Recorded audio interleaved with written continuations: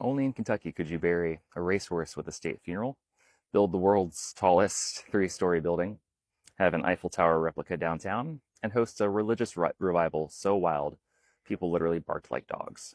Hi, I'm Michael. I want to teach you a little bit more about Kentucky, one county at a time, all 120 of them. And today we're talking about Bourbon County.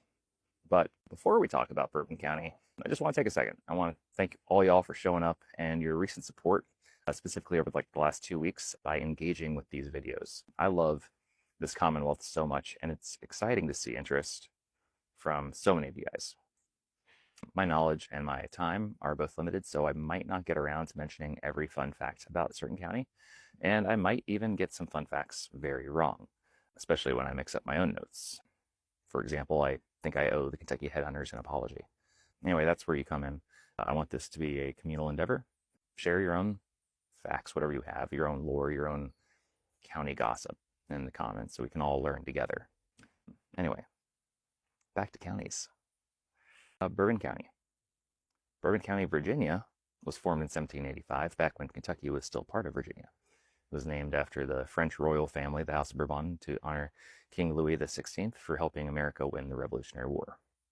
Original Bourbon County was enormous. It covered what are now 34 Kentucky counties, nearly a third of the state. And people started calling the whole region Old Bourbon. Over time, the map got carved up again and again until Bourbon County was just a small piece of its original self. The county seat is Paris. It was founded in 1789 as Hopewell. It was renamed a year later because apparently we just really liked France. And yes, Paris, Kentucky has its own Eiffel Tower. It's a steel replica built in 2021 by local welding students, decorated with horseshoes to honor the county's racing heritage. It stands near the Schinner Building, which Ripley's, believe it or not, once called it the tallest third-story building in the world, mostly because its proportions are so exaggerated it looks really like a five-story building. I don't know why it was built that way. But now about bourbon. The story goes that bourbon whiskey got its name from this county. Barrels stamped old bourbon floated down the Ohio and Mississippi to New Orleans, and folks started asking for that whiskey. Although historians aren't totally sure if that's true. The word bourbon for whiskey doesn't appear in writing until the 1820s, and the first link to Bourbon County doesn't show up until the 1870s, almost 100 years after the county was founded. Some think it was actually came from Bourbon Street in New Orleans instead. But regardless, what's certain is that whiskey was a major industry in this region of Kentucky. By the late 1800s, Bourbon County had 26 distilleries. Of course, then Prohibition hit, and every single one of them shut down. None reopened until 2014. Hartfield and Company in downtown Paris was the first to make legal bourbon in Bourbon County in 95 years. And for most of the time, Bourbon County was literally dry. You couldn't legally buy bourbon in Bourbon County. But while whiskey went dry, horses took over. This is the heart of the bluegrass, in my opinion. Claiborne Farm, just outside Paris, is one of the most storied horse farms in the world. So we're talking Secretariat, Seabiscuit, Old Ruler. They all called Claiborne home.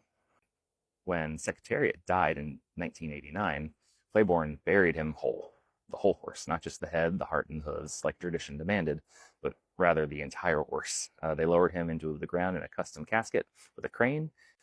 If you want to see really early Bourbon County, visit Duncan Tavern. It was built in 1788 by Joseph Duncan, a Revolutionary War veteran. It served as a stagecoach stop and a meeting place before Kentucky was even a state.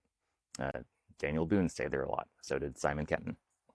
And by the 1940s, though it was falling apart and slated for demolition, the Daughters of the American Revolution bought it for exactly $1 with the condition that they'd restore it within a year. They did, and it's still standing today on High Street. In August 1801, something extraordinary happened, though. The Cane Ridge Revival. Between 10 and 25,000 people, at a time when Lexington had fewer than 2,000 residents, came from across the frontier to camp, sing, pray, and witnesses describe people crying and fainting, barking like dogs. It was chaotic, deeply emotional, but it changed American religion forever, people say.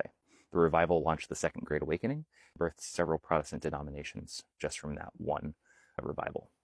And the original 1791 log meeting still stands. It's preserved inside a stone structure, though, built in 1957 to protect it from weather.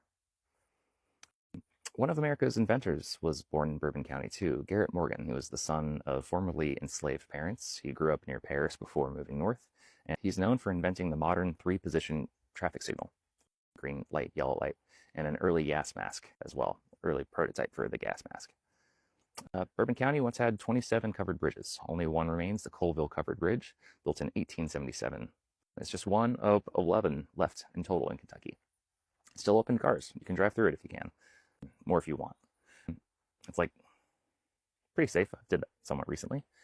And then can't really talk about Bourbon County or Paris, Kentucky without talking about Mingy beef jerky. Started by Ronnie Mingy in the 1990s on his family farm. This beef jerky is hand cut from solid beef, seasoned simply, dried without preservatives. Promise this isn't an ad. I just actually really like it. Family owned, still made right in Paris. And if you've driven through Kentucky, you've seen Mingy beef jerky hanging by the checkout counter in every single store you've ever been to. I love this stuff. So that's Bourbon County. What did I get wrong this time?